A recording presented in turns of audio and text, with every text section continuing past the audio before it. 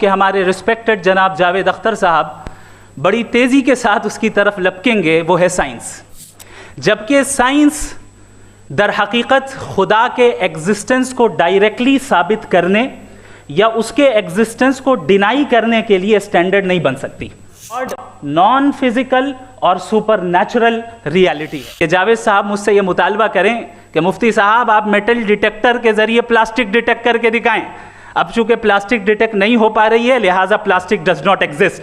No, you are using the wrong tool. Standard है अक्ल, logic, reasoning, और यही वो स्टैंडर्ड है जिसके तहत गॉड के एग्जिस्टेंस को साबित किया जाएगा या गॉड की एग्जिस्टेंस को डिनाई किया जाएगा। इसलिए लॉजिकल आर्ग्यूमेंट भी ऐसा होना चाहिए जो डेफिनेटिव हो, इनडेफिनेटिव ना हो, जो 2 और 2 4 की तरह बिल्कुल वाजे हो, जिसे लॉजिकली रिजेक्ट करना पॉसिबल नहीं हो। अगर आज हमारे जावेद अख्तर साहब ऐसी कोई अकली दलील और लॉजिकल एविडेंस दें खुदा के ना होने पर जो डेफिनेट भी हो, तो मैं ये ऐलान करता हूं कि यकीनन मैं उस एविडेंस को कबूल करूंगा और उस पर गौर करूंगा। लेकिन साथ में ये भी ऐलान कर देता हूं प्रेडिक्शन के तौर पर कि ऐसा कोई डेफिनेट आर्ग्यूमेंट कोई नहीं पेश कर सकता। दलील हम देंगे, ऐसी दलील देंगे जो एंटायर एथिस्टिक वर्ल्ड उसे रेफ्यूट नहीं कर सकती। आइसोलेटेड आइलैंड पर हैं, ऐसा आइलैंड जहां पे हमसे पहले कोई कभी नहीं गया। चलते चलते आपके सामने अचानक आपने देखा एक पिंक कलर की बॉल पड़ी हुई है। सबसे पहला सवाल आपके जहन में क्या आएगा कि ये बॉल यहां क्यों आई? नेचुरली आप इस तरफ पहुंचेंगे कि कोई ना कोई है जिसने इन स्पेसिफिक प्रॉपर्टीज के साथ इस बॉल को बनाया है और यहां पे रखा। इनका जवाब या तो आर्ग्यूमेंट फ्रॉम इग्नोरेंस होगा या डॉगमेटिक होगा। जरूर इमोशनल आर्ग्यूमेंट्स भी देंगे। तमाम चीजें कॉन्टिंजेंट है, infinite regress of causes logical fallacy है। एपिस्टेमोलॉजिकली स्टुपिडिटी एथिज्म है। मैं समझता हूं इससे बड़ी स्टुपिडिटी और कुछ नहीं है, इरैशनल चीज है ये है। इसे कहते हैं फॉल्स इक्विवेलेंट, लॉजिकल फैलेसी है। 2 पैक एथिज्म का लेंगे ना तो वो बढ़ बढ़ के नॉर्थ कोरिया। ट्रुथ यानी गॉड है या नहीं है, इसमें से दोनों ट्रुथ क्या है? अब आप उसे फेथ कह लें, बिलीफ कह लें, नॉट माई बिजनेस। कहा कि भाई सवाल करने से मजहब रोकता है। मैं कहता हूं जो रोकता है वो रोकता होगा, मैं नहीं रोकता। किसी मजहबी किताब में डायनासोर का जिक्र नहीं है। अफसोस कि आज तक किसी मैथमेटिक्स के किताब में मुझे डायनासोर का जिक्र नहीं मिला। अगर आप नहीं होते तो मैं इसे एंटरटेन ही नहीं करता। आर्ग्यूमेंट ऑफ कंटिंजेंसी जो मैंने आपके सामने पेश, तो जाहिर है कहीं रुकना पड़ेगा, जहां रुकेंगे वही खुदा है। जावेद साहब के पास कॉन्सेप्ट ऑफ गॉड क्लियर नहीं है। ज्यादा रेप केसेस जो हैं वहां पर है। ये अकल से ही बता रहा था हजरत। ये बताएं कि आप इन्फिनिट रिग्रेस ऑफ कॉजेस को पॉसिबल मानते ने साबित ही नहीं किया, जबकि आर्ग्यूमेंट ऑफ कॉन्टिंजेंसी बुनियाद यानी जो आपका सबसे पहला फॉल्स असम्पशन है, उसके हर काम के पीछे हिकमत और विजडम है। अगर इस दुनिया में इविल ना हो तो आप गुड को डिफाइन कैसे करेंगे? अगर जुल्म ना हो आप इंसाफ को समझेंगे? टेस्ट के लिए हमारा टेस्ट हो रहा है। इस पे इतने एकेडमिक तैयारी करके आया था कि मैंने सोचा था कि कई सारे मैं आर्ग्यूमेंट्स दूंगा, लेकिन वक्त की भी किल्लत और जावेद साहब बार बार इधर उधर चले जा रहे थे तो उसको भी थोड़ा एंटरटेन करना पड़ गया। मेरे आर्ग्यूमेंट को किसी एक राउंड में भी इन्होंने एंटरटेन नहीं किया और रेफ्यूट नहीं किया। एक राउंड में भी आपके पास कोई भी rational strong foundation of morality नहीं है। और गॉड उसको नहीं रोक रहा है। वो इसलिए नहीं रोक रहा है चूंकि अगर किसी छोटे बच्चे को इंजेक्शन लगा रहा है, उसे तकलीफ पहुंच रही है, उसके लिमिटेड पर्सपेक्टिव के से ये गलत हो रहा है और डॉक्टर बुरा है। लेकिन जब आप ब्रॉडर पिक्चर को देख रहा है कि गजा में कत्ल हो रहा है, लेकिन इसके पीछे कितना रिकॉम्पेंस उनको मिलने वाला है, पूरा पिक्चर गॉड के पास है। तो एक पिक्सल से आप पूरे पिक्चर को कभी भी जज नहीं कर सकते। उनको ऐसा रिकॉम्पेंस मिलेगा जो आपके तसव्वुर के बाहर है। हाउ इरैशनल इज दिस कि मैं एग्जिस्ट करूंगा बाद में, लेकिन अभी एग्जिस्ट कर भी रहा हूं। यानी एक ही टाइम में एग्जिस्ट भी कर रहे हैं, नहीं भी कर रहे हैं। This is not true. अगर ऑक्यूपाइड पैलेस्टाइन में बच्चों को मारा जा रहा है फ्री विल की वजह से और गॉड नहीं रोक रहा, ये कॉन्ट्राडिक्शन है। ये बताइए कि एक एग्जाम में एक बच्चा गलत आंसर लिख रहा है, सुनिए, एग्जामिनर चाहे तो रोक सकता है, क्यों नहीं रोक रहा? नहीं भाई, आपने तो बताया था इंजेक्शन लगाने से बच्चे को तकलीफ होती है, ये इंजेक्शन लगा। सर आप ऐसे रेटोरिक स्टेटमेंट दे तब तो कोई मसला नहीं समझते रहेंगे। This is a rhetoric statement, this is not a logical argument sir. I am sorry. मेरे ख्याल से इन्फिनिट रिग्रेस का कॉन्सेप्ट क्लियर नहीं हो पाया। ऐसे रहने दें, लेट्स बाद में रिकैप कर लेंगे। आप एपिस्टेमोलॉजी की बात कर रहे हैं, मैं ऑन्टोलॉजी की बात कर रहा हूं। वो उन्होंने गाय कर सकते हैं और वो कर दिया गया आज। मुफ्ती शमाइल नदवी के तर्कों का विच्छेदन, विश्लेषणात्मक पोस्टमार्टम। पॉइंट 1, विज्ञान की सीमाओं को एक पद्धतिगत ढाल के रूप में उपयोग करना। मुफ्ती साहब का कथन, नेशनल एकेडमी ऑफ साइंसेज ने स्पष्ट कहा है कि विज्ञान के पास ईश्वर को सिद्ध या असिद्ध करने का कोई तरीका नहीं है। विज्ञान केवल भौतिक जगत के साथ काम करता है। इसलिए नास्तिकों द्वारा विज्ञान के जरिए ईश्वर को खोजना एक गलत तरीका है। उन्होंने सीधे सबूत मांगने को बचकाना मुतालबा कहा। विश्लेषण, वक्ता ने यहाँ विज्ञान की पद्धतिगत प्राकृतिकवाद को विज्ञान की अक्षमता के रूप में चित्रित किया है। ये मूल रूप से एक अर्ध सत्य है। जब विज्ञान कहता है कि ईश्वर को सिद्ध या असिद्ध करना उसका काम नहीं है, तो ये ईश्वर के अस्तित्व की पुष्टि नहीं करता, बल्कि इसका अर्थ है ईश्वर की अवधारणा कोई परीक्षण योग्य परिकल्पना नहीं है। जिसे बिना सबूत के दावा किया जा सकता है, उसे बिना सबूत के खारिज भी किया जा सकता है। NAS का ये रुख मुख्य रूप से विकासवाद को लेकर धार्मिक संघर्ष से बचने के लिए एक प्रशासनिक रणनीति NOMA थी। धर्मशास्त्री सोचते हैं कि चूंकि विज्ञान सब कुछ नहीं समझा पाया, तो यहाँ ईश्वर हाथ रखकर बैठे हैं। लेकिन विज्ञान कहता है हम अभी नहीं जानते, लेकिन हम जानने की कोशिश कर रहे हैं। और धर्म कहता है हम जानते हैं, सब ईश्वर ने किया है। यही विज्ञान की ईमानदारी और धर्म के दंभ का अंतर है। पॉइंट 2, मेटल डिटेक्टर और प्लास्टिक का उदाहरण। मुफ्ती साहब का कथन, जैसे मेटल डिटेक्टर से प्लास्टिक नहीं मिलता, वैसे ही भौतिक यंत्रों से ईश्वर नहीं मिलेगा, क्योंकि ईश्वर मेटाफिजिकल है। विश्लेषण, ये उपमा तार्किक त्रुटि का शिकार है। भले ही प्लास्टिक मेटल डिटेक्टर में पकड़ में ना आए, लेकिन उसकी भौतिक उपस्थिति और स्थान घेरने को मापा जा सकता है। यदि ईश्वर इस पृथ्वी पर बारिश कराता है या इंसानों की दुआ कबूल करता है, तो वो निश्चित रूप से भौतिक जगत पर प्रभाव डाल रहा है। और जो भौतिक जगत को प्रभावित करता है, उसे विज्ञान के दायरे में आना अनिवार्य है। जिसे किसी भी तरह से मापा नहीं जा सकता और जिसका कोई प्रमाण नहीं है, उसके होने और न होने में कोई तार्किक अंतर नहीं रहता। वक्ता ने यहाँ केवल अनुमान के आधार पर एक अप्रमाणित सत्ता को ध्रुव सत्य यानी अदृश्य प्लास्टिक को सोना के रूप में दावा किया है। पॉइंट 3, आकस्मिकता और असीम प्रतिगमन शब्द जाल के पीछे तार्किक खामियां। मुफ्ती साहब का कथन, ब्रह्मांड की हर चीज का एक कारण होता है, इसलिए शुरुआत में एक अपरिहार्य सत्ता या ईश्वर का होना जरूरी है, क्योंकि ये ब्रह्मांड निर्भर या कंटिंजेंट है। पीछे की ओर अनंत तक जाना या इन्फिनिट रिग्रेस असंभव है, इसलिए एक का होना जरूरी है जो किसी पर निर्भर न हो। विश्लेषण, वक्ता ने यहाँ कंटिंजेंसी और इन्फिनिट रिग्रेस जैसे भारी दार्शनिक शब्दों का उपयोग करके एक सैद्धांतिक जीत का दावा किया है। आम श्रोता को ये शब्द अकाट्य प्रमाण लग सकते हैं, लेकिन दर्शन और विज्ञान की दृष्टि में ये कोई प्रमाण नहीं, बल्कि सोच का एक सीमित ढांचा मात्र है। इन जटिल शब्दों के पीछे की सरल खामियों को देखें। 1, नियम होने का मतलब डिजाइनर होना नहीं है, कंसिस्टेंसी नॉट डिजाइन। वक्ता दावा करते हैं कि ब्रह्मांड इतना नियमबद्ध है, इसलिए इसका एक डिजाइनर होना ही चाहिए। ये एक गलत धारणा है। प्रकृति के नियम प्रिस्क्रिप्टिव यानी किसी ने लिख दिया नहीं, बल्कि डिस्क्रिप्टिव यानी हम जो देखते हैं उसका वर्णन है। कंसिस्टेंसी केवल घटनाओं का प्रकार बताती है, लेकिन उसके पीछे किसी सचेत मन या डिजाइनर के होने का प्रमाण नहीं देती। स्वविरोधाभास की समस्या। वक्ता के पूरे तर्क का आधार है हर चीज का एक कारण या स्रोत होना चाहिए, लेकिन जिस पल सवाल आता है कि ईश्वर का कारण क्या है, तो वो अपना ही नियम तोड़कर कहते हैं कि ईश्वर का कारण नहीं होता, वो अनादि है। ये स्पष्ट रूप से तार्किक दोहरापन है। यदि तर्क की खातिर हम मान लें कि कुछ बिना कारण या अनादि हो सकता है, जैसे ईश्वर, तो वो सुविधा ब्रह्मांड या ब्रह्मांड की आदिम ऊर्जा को क्यों नहीं मिल सकती? एक अदृश्य अप्रमाणित सत्ता को कारणहीन मान लेने से बेहतर है कि दृश्यमान ब्रह्मांड को स्वयंभू यानी ब्रूट फैक्ट मान लिया जाए। अकल्पनीय का मतलब असंभव नहीं, इन्फिनिट रिग्रेस। वक्ता ने कहा पीछे की ओर अनंत तक जाना असंभव है। ये असल में हमारे इंसानी दिमाग या अंतर्ज्ञान की सीमा है, ब्रह्मांड की नहीं। हमारा दिमाग शुरुआत नहीं है या अनंत, इस अवधारणा की कल्पना करने में असहज महसूस करता है। लेकिन जैसे गणित में अनंत संख्याएं होना पूरी तरह वैध है, वैसे ही वास्तविकता में समय या कार्य कारण की अनंत श्रृंखला होना तार्किक रूप से असंभव नहीं है। मेरे दिमाग में नहीं आ रहा या मैं कल्पना नहीं कर पा रहा, ये किसी चीज के झूठे होने का सबूत नहीं हो सकता। मुफ्ती साहब ने जिन्हें प्रमाण के रूप में पेश किया है, वे मूल रूप से प्राचीन दर्शन के गैप या खामियां हैं। ये विश्वासियों के लिए मानसिक सांत्वना हो सकती है, लेकिन विज्ञान या दर्शन की मेज पर ये कोई प्रमाण नहीं, प्रूफ नहीं है।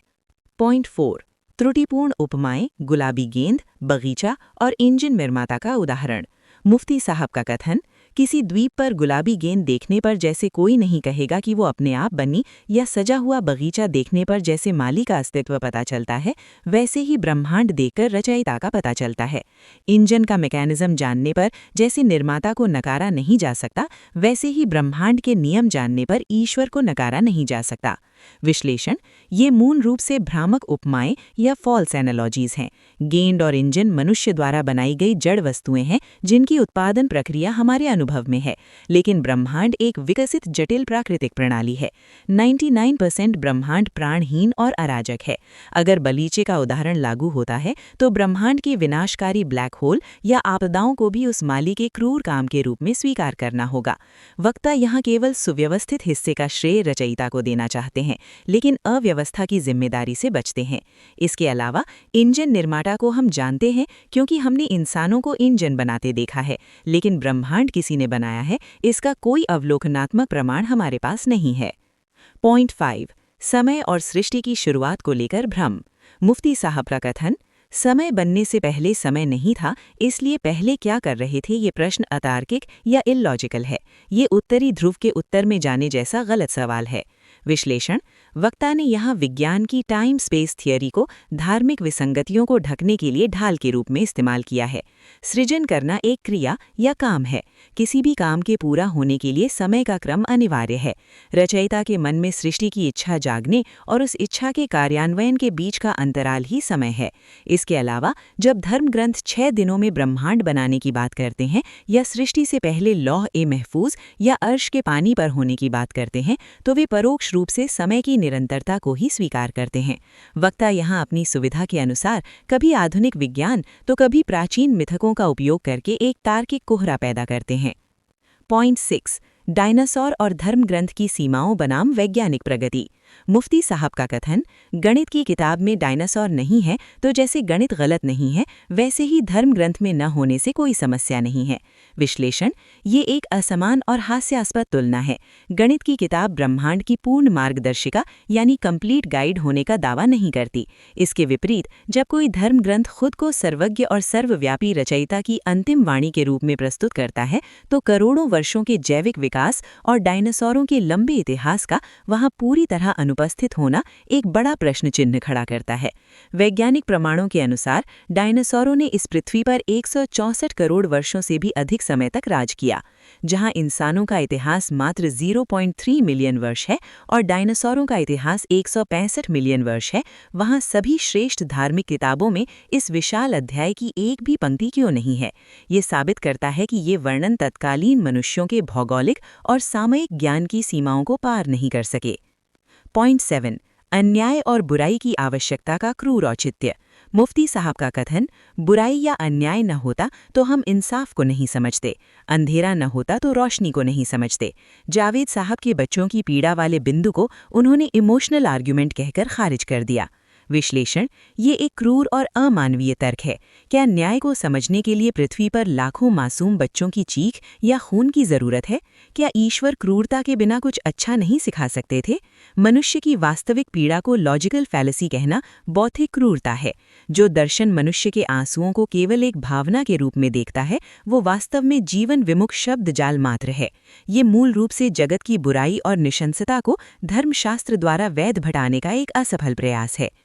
पॉइंट 8, इंजेक्शन तर्क और ईश्वर का मर्शकामी रूप। मुफ्ती साहब का कथन, जैसे डॉक्टर बच्चे की भलाई के लिए उसे इंजेक्शन देकर दर्द देता है, ईश्वर भी बड़ी भलाई के लिए बच्चों को दर्द देते हैं। विश्लेषण, ये उपमा नैतिक रूप से भ्रामक है। डॉक्टर इंजेक्शन इसलिए देते हैं क्योंकि वो एक सीमित इंसान है और उनके पास दर्द रहित उपचार की सीमाएं हैं। लेकिन क्या एक सर्वशक्तिमान सत्ता रक्तपात और पीड़ा के बिना उद्देश्य सफल नहीं कर सकती? डॉक्टर के इंजेक्शन में इलाज होता है, लेकिन युद्ध में मारे गए या बीमारी से मरे बच्चे की पीड़ा में किसी भलाई की व्याख्या पाना असंभव है।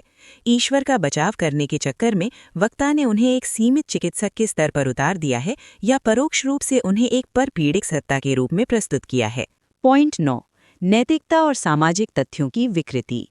मुफ्ती साहब का कथन, ईश्वर के बिना नैतिकता का कोई आधार नहीं है। नास्तिकों की नीति बहुमत यानी मेजॉरिटी पर निर्भर करती है, जो नाजी जर्मनी जैसी हो सकती है।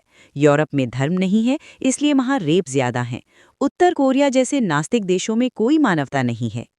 वक्ता के दावे के अनुसार इंसान केवल नर्क के डर या स्वर्ग के लालच में नैतिक होता है, जो वास्तव में नैतिकता का सबसे निचला स्तर है। ये मनुष्य के स्वाभाविक विवेक और समाज में साथ रहने की विकासवादी आवश्यकता को नकारने का प्रयास है। उत्तर कोरिया को नास्तिकता के उदाहरण के रूप में खींचना एक बड़ा तथ्य विभ्रम है।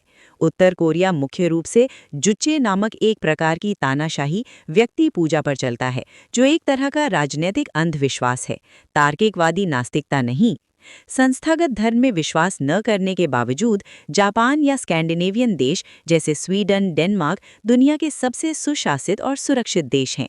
ये साबित करता है कि नैतिकता धर्म से नहीं बल्कि बेहतर शिक्षा और सुशासन से आती है। दूसरी ओर नाजी जर्मनी का उदाहरण ऐतिहासिक रूप से गलत है, क्योंकि हिटलर का चर्च के साथ समझौता था। यूरोप में अपराध दर अधिक दिखने का कारण वहाँ के पारदर्शी कानून और अपराध रिपोर्ट करने का सामाजिक साहस है।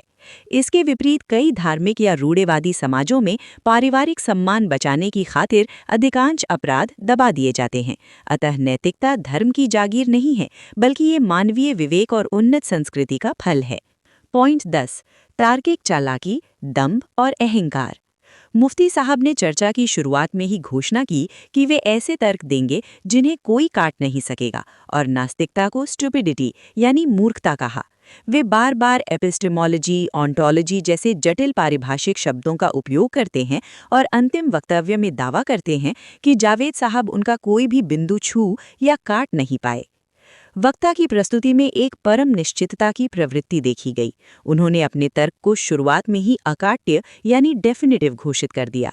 जब भी तार्किक संकट में पड़े तो टाइमलेसनेस या हिकमत की दुहाई देकर पकड़ से बाहर हो गए। प्रतिपक्षी उनके किसी तर्क का उत्तर नहीं दे पाया। ये दावा करना या कठिन शब्दाजाल के पीछे तार्किक कमियों को छिपाना एक जानी मानी रणनीति है। सत्य का जोर उसकी सरलता में है, जटिल शब्दावली में नहीं। परम निश्चितता का दावा अक्सर खोज के रास्ते बंद कर देता है, जबकि सत्य की खोज के लिए खुले दृष्टिकोण की आवश्यकता होती है। मैं मुफ्ती साहब को एक अच्छी खबर देना चाहूँगा कि मेरी नॉलेज साइंस के बारे में बड़ी मामूली, कुछ कॉमन सेंस है मुझ में। ये कुछ रिलीजन 3000 साल पुराने होंगे, 4000 साल पुराने होंगे, उनका मजहब कहाँ गया, उनके खुदा कहाँ गए। तो वक्त के साथ चीज़ें बदलती। हर मजहब आपसे एक चीज़ मांगता है, फेथ।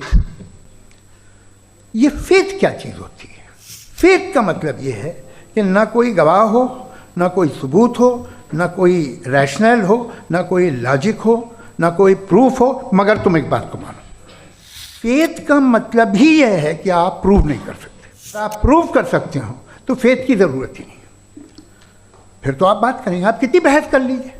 अल्टीमेटली दुनिया का हर मजहब फेथ पे टिका। इंसाफ का तो नेचर से कोई वास्ता ही नहीं है। जो आप कहते हैं कि एक दिन इंसाफ मिलेगा, इंसाफ इज़ अ ह्यूमन कॉन्सेप्ट। शेर खा जाता है हिरन को, उसे जेल होती है क्या? तो ये जो दुनिया के रिलीजन प्रॉमिस करते हैं आपसे इंसाफ, इसी से मालूम होता है कि मैन में। कुछ लोग कहते हैं नेचर ही खुदा है, तो नेचर में तो इंसाफ नहीं। मिल्कोहलिक मैंने नहीं देखे, अल्कोहलिक होते हैं। ये टेंडेंसी है मजहब की, ये वो बढ़ता है, जैसे कैंसर बढ़ता है, जैसे शराब बढ़ता है। तो लोग होंगे जो उसे सही तरह से यूज़ करते हैं। मुझे यकीन है कि हमारे मुफ्ती साहब भी उनमें से एक हैं। इनसे बहुत खुशी हुई मुझे इनसे मिलकर। आप तो सारे रैशनल्स हैं, आपके पास सारे सबूत हैं, तो आपको फेथ की डिमांड क्यों करते हैं कि भाई तुम सरेंडर कर दो और सवाल मत करो? कोई मजहब सारे सवाल करने की इजाज़त नहीं देता है और मना करता है कि ज़्यादा सवाल ना करो, बह जाओगे तुम। आज आप हैरान हैं कि भाई ये यूनिवर्स कैसे बनी। लोग हैरान थे कि सूरज डूबता है तो इधर से कैसे निकलता। ये कहना कि हमें मालूम नहीं है। कमाल ये है कि दुनिया के सारे मजहब सब जानते हैं ये दुनिया कैसे बनी थी, कैसे मिटेगी, मरने के बाद क्या होगा। को डायनासोर होते थे पहले, ये नहीं पता था। किसी भी दुनिया की मजहबी किताब में डायनासोर का जिक्र नहीं है, बाकी सब पता है। जिसको सब पता है वो गड़बड़ है। हम में ये इंकिसार, ये ह्यूमिलिटी होनी चाहिए कि हम ये कहें कि हमें ये बहुत सारी बातें नहीं मालूम। लेकिन हम उसे पता लगाने की कोशिश करें। से रिलीजन जो है साइंस के अगेंस्ट। एक ज़माने में बहुत नाराज़ थे ये सारे मजहबी लोग कि ये इंसान तो इंसान बनाने की कोशिश कर रहा है। आपको क्या तकलीफ भाई, बना ले तो बना लेने दो, ये खौफ क्या है? इतनी जल्दी सारे फैसले आप मत कर लीजिए, थोड़ा ये ह्यूमिलिटी रखिए कि भाई ये हमें नहीं मालूम ये यूनिवर्स कहाँ तक फैली, ये कब से है और कब तक रहेगी, हमें नहीं मालूम। ये हालत से लड़े, उसकी परस्तिश न करें। मजहबी है और अच्छा आदमी है तो मैं उसकी बहुत इज्जत करती हूँ। मेटाफिजिकल अजीब सा लफ्ज़ है, ठीक से किसी को माने नहीं मालूम इसके, तो ऐसा लगता है कुछ बड़ी चीज़ है। अरे भाई क्या होता है मेटाफिजिकल, बताओ, खड़ी हो। कि वक्त पहले नहीं था तो फिर क्यों कहते हैं ये हमेशा से और हमेशा रहेगा? अगर वक्त ही नहीं है तो हमेशा कैसे? दुनिया चल कैसे रही है? और इस दुनिया का हाल क्या है? 45,000 बच्चे जो 10 साल की उम्र से कम थे वो गाज़ा में मरे। ये दुनिया नाइंसाफ़ी से, जुल्म से, जबर से, तशद्दुद से भरी हुई। अगर वो देख रहा है और इंटरफेयर नहीं करता तो आप दुआ क्यों मांगते? इसके मतलब है वो दखल दे सकता है, तो कम से कम ये जो मर रहे हैं बच्चे इनको रोक दे कुछ तो। कभी कभी लगता है कि ये जो फुटबॉल फाइनल होता है, लाखों लोग होते हैं, फिर वो टीवी कवर कर करोड़ों लोग, अगर उसमें खुदा की एक बूमिंग आवाज़ आ जाती, मैं गॉड हूँ, तो सारे लोग अभी सुन लेते और टीवी पे भी सुन लेते, किस्सा खत्म होता। ये इतनी राजदारी क्या है कि तुम सामने कुछ तो सबूत दे दो हमें सॉलिड। ये कह साहब ये यूनिवर्स कैसे बनी, इससे मसला क्या हल होगा? मैं पूछूंगा आपसे खुदा कैसे बना? क्यों नहीं पूछूंगा कैसे बना? बल्कि वो तो कायनात से कहीं ज़्यादा इंटेलिजेंट है, कायनात से कहीं ज़्यादा कॉम्प्लेक्स। जी वो हमेशा से है। आप कहेंगे मैं मान लूँ, ऑर्गेनाइजेशन जो आप चलाते हैं वहाँ पर आप इवन रखेंगे साबित करने को कि बाकी लोग शरीफ हैं है, और ये देख रहा है तमाशा, तो उसका होना न होना बराबर। ये बहस क्या आज से 100 साल पहले इस तरह हो सकती थी? यहाँ तक तो आपको हम ले आए। 9 में आप एथियस्ट हैं, 9 को आप बिल्कुल रीजनेबली मेरी तरह देखते हैं। तो 90 मजहबी आदमी भी 90% एथियस्ट है, वो दूसरे खुदा नहीं मानता, बाकियों को कहता है गलत है। सारी बहस हो गई। अब मुफ्ती साहब और बड़े मुफ्ती साहब इन सब के साथ में खाना खाने वाला हूँ। जावेद अख्तर के बयानों का विच्छेदन, विश्लेषणात्मक पोस्टमार्टम। पॉइंट 1, बौद्धिक विनम्रता और विज्ञान की सीमाओं को स्वीकार करना, इंटेलेक्चुअल ह्यूमिलिटी। जावेद साहब का कथन, मैं मुफ्ती साहब को एक खुशखबरी देना चाहता हूँ। विज्ञान को लेकर मेरा ज्ञान बहुत ही सीमित है, लेकिन मेरे अंदर थोड़ा कॉमन सेंस है। जिन्हें सब कुछ पता है, धर्मशास्त्री, गड़बड़ उन्हीं में है। हमारे अंदर ये विनम्रता होनी चाहिए कि हम कहें हमें बहुत कुछ नहीं पता है। हम अपनी इस अज्ञानता की पूजा न करें, बल्कि उसे जानने की कोशिश करें। विश्लेषण, भाषण की शुरुआत में ही जावेद साहब ने सुकरात की तरह अज्ञानता को स्वीकार करने की ईमानदारी दिखाई है। उन्होंने समझाया कि धर्मशास्त्री दावा करते हैं कि वे सृष्टि की शुरुआत से अंत तक सब जानते हैं, जो असल में सही नहीं है। दूसरी ओर विज्ञान और दर्शन विनम्रता से कहते हैं, हम नहीं जानते, लेकिन जानने की कोशिश कर रहे हैं। इस न जानने को स्वीकार करना कमजोरी नहीं, बल्कि सत्य की खोज का पहला कदम है। धर्म की समस्या ये है कि वो अज्ञानता को पवित्र मानकर वहां सवाल करना बंद कर देता है। पॉइंट 2, मृत ईश्वर और इतिहास की सीख, एवोल्यूशन ऑफ गॉड्स। जावेद साहब का कथन, ग्रीक, रोमन या मिस्र के लोग बेहद बुद्धिमान थे। जिन्होंने पिरामिड बनाए वे जीनियस थे, लेकिन उनका जुपिटर या अपोलो पर उतना ही विश्वास था जितना आज आपको है। वे सारे ईश्वर आज कहाँ हैं? इतिहास बताता है कि ईश्वर मूल रूप से नश्वर हैं। वे समय और भूगोल के साथ बदलते रहते हैं।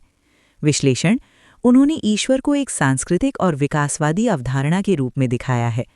हजारों साल पहले इंसान जिन देवताओं को सत्य और शाश्वत मानता था, आज वे केवल इतिहास हैं।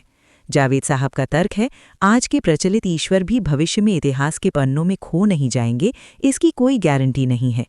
इंसान का ज्ञान जितना बढ़ता है, चमत्कार और अंधविश्वास की जगह उतनी ही कम हो जाती है। पॉइंट 3, आस्था बनाम प्रमाण, फेथ वर्सेस एविडेंस।